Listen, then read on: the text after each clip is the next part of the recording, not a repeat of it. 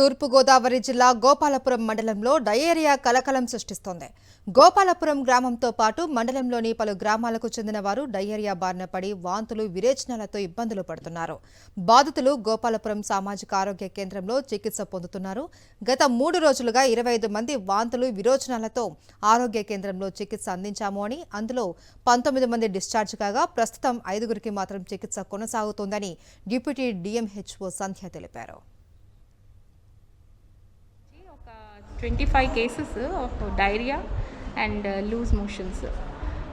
Diarrhea, loose motions and vomitings admit అయ్యారండి.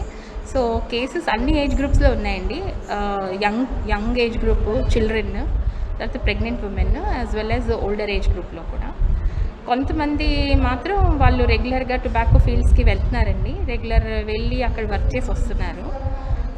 Main complaints fever with loose motions and diarrhoea. So దీనికోసం మేము diagnosis అసలు ఏమై ఉంటుంది అది మేము వర్కప్ చేస్తున్నామండి, ఇన్వెస్టిగేట్ చేస్తున్నామండి.